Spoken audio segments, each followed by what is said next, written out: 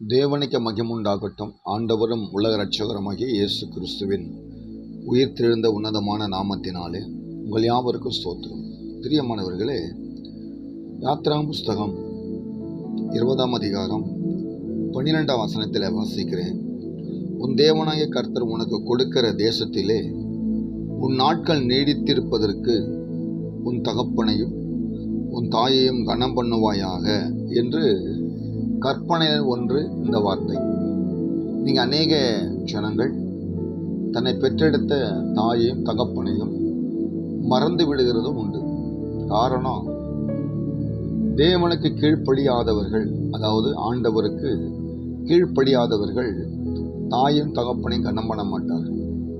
தேவனுக்கு கீழ்ப்படுகிறவர்கள், ஆண்டவருக்குடைய வார்த்தையை கேட்டு நடக்கிற பிள்ளைகள், தன்னை பெற்றெடுத்த தாயையும் தகப்பனையும் கனம் பண்ணுவார்கள். கனம் பண்ணுவது என்றால் அவருடைய வார்த்தையை மதிப்பார்கள், அவங்க மரியாதை கொடுப்பார்கள், அவளுக்கு வயதான காலத்தில் அவளை உபசரிப்பார்கள். எந்த சூழ்நிலையிலும் அவர்களை விட்டு விலகாமல் அவர்களை எப்போதும் தன்னுடைய பாதுகாப்பிலே வைத்துக் கொள்வார்கள். இன்றைக்கு அநேக ஜனங்கள் பெற்ற தாயை தகப்பனை எட்டு ஒதிப்பார்கள், கெட்ட வார்த்தையை பேசுவார்கள், தூஷிப்பார்கள், சபிக்கிறார்கள். ஆகவே கர்த்தருடைய பிள்ளைகள், இந்த வசனத்தை கேட்கிற நீங்கள் ஆண்டவருடைய வசனத்துக்கு நீங்கள் செவி கொடுக்க வேண்டும். ஒருவேளை இதுவரைக்கும் உங்களுடைய தாயுடைய தகப்பனுடைய அருமை அவங்களை கனப்படுத்தாமல், அவளை மகிமைப்படுத்தாமல், அவளுக்கு கொடுக்கிற மரியாதை கொடுக்காமல் இதுவரைக்கும் துச்சமாய் இருந்திருப்பீர்களானால், இனி வரும் நாட்களாவது உங்களை பெற்ற தாயும் தகப்பனையும் கனம் பண்ணுங்க. அப்போதான் நம்முடைய இந்த பூமியில் வாழ்கிற நாட்கள், ஆயுசு நாட்கள் பெருகும். நீங்கள் எந்த இடத்துல இருந்தாலும், எந்த ஊரில் இருந்தாலும், எந்த வேலை செய்தாலும், எப்படி இருந்தாலும் உங்களோட வாழ்க்கை நிலைத்திருக்க வேண்டும் என்றால் ஆண்டவருடைய வார்த்தையை நாம் கீழ்ப்படிய வேண்டும். தாயும் தகப்பனையும் கனம் பண்ண வேண்டும். இயேசு ஆண்டவர் கூட இந்த பூமியில் வாழும் பொழுது 33 வருஷம் இந்த பூமியில் வாழ்ந்தார். 3 வருஷம் உலகம் எங்கும் சுற்றி ஜனங்களுக்கு உபதேசித்தார், சுவிசேஷத்தை அறிவித்தார், பரலோக ராஜ்யத்தை குறித்து பேசினார். நானே வழி, நானே சத்தியம், நானே ஜீவன் என்று பரலோகத்தை எண்ணாமல் ஒருவனும் போக முடியாது என்று சொல்லி அநேக கற்பனைகளையும் கட்டளைகளையும் ஆண்டவர் கொடுத்திருக்கிறார். ஆகவே நமக்கு நன்மை உண்டாகும்படிதான் இந்த கற்பனையும் இந்த கட்டளையும் இருக்கிறது. ஆகவே கர்த்தருடைய பிள்ளைகள் தாயின் தகப்பனை கனம் பண்ணும்போது கர்த்தர் நம்ம ஆஸ்வதிப்பார். இயேசுநாதர் கூட இந்த பூமியில் வாழும்போது தன் தாயை கனப்படுத்தினார். அந்த கவனிக்க, சிலுவையில் அடிக்கிறதுக்கு முன்பாகவே கொண்டு போகிறாங்க, அடிக்கிறாங்க, காரி துப்புறாங்க, எட்டி உதைக்கிறாங்க, கடைசியாக முள்மொழி சூட்டுகிறார்கள், சிலுவையில் வைத்து ஆணி அடிக்கிறார்கள். இந்த சிலுவையை நிறுத்தின பிறகு எல்லாரும் அவளை பார்த்து கேலியாக பேசுகிற ஆட்கள் உண்டு, ஆண்டவரை பார்த்து அழுகிற ஜனங்களும் உண்டு. இப்படி பலவிதமான கூட்டங்கள் அந்த இடத்துல கொல்கோதா மலையில் இருந்தது.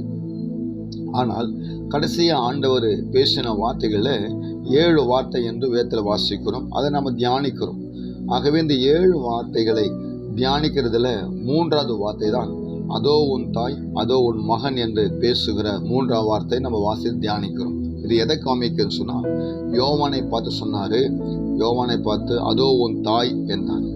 மரியாளை, தன்னை பெற்றெடுத்த மரியாளை பார்த்து சொன்னார், அதோ உன் மகன் என்று சொன்னார். ஏன் இந்த வார்த்தை சொன்னார் தெரியுங்களா? நன்றாய் கவனிங்க. ஆண்டவர் சிலுவையில் மரித்து தன் ஜீவனை விட்டு மறுமையில் பரலோகத்தை ஏறி போக போகிறாரு. ஆகவே இந்த பூமியில் இருக்கிற வரைக்கும் தாயோடு கூட இருந்திருக்கிறார், கவனித்திருக்கிறார், பொறுப்பாக இருந்திருக்கிறார். அவர் மரித்த பின்பு அவர் அனாதையை விட்டுவிடக்கூடாது என்று எண்ணி ஆண்டவர் தன்னோட சீஷனாகிய யோவான் இடத்துல ஒரு பொறுப்பு கொடுக்கிறார். ரொம்ப அவங்க தான் உங்கள் தாய், அவங்கள பத்திரமா பார்த்துக்க, அவங்கள கவனிச்சிக்க, வயசான காலத்தில் எங்கள் விட்டு போயிடாது, அவங்கள உண்மையாயிரு, அவங்க தேவையில்லை சந்திங்க என்ற சொல் அடக்கத்தின் நிமித்தமாக அதோ உன் தாய் என்று சொன்னார். அந்த தாய்கிட்ட சொல்ற அதோ தான் உன் மகன் என்று சொன்னார். அப்போ அந்த யோவான் சீஷன் அந்த தாயாரை கவனித்தார் என்று வேதத்தில் வாசிக்கும், தொடர்ந்து அவளை பாதுகாத்தார் என்று வேதத்தில் வாசிக்கும்.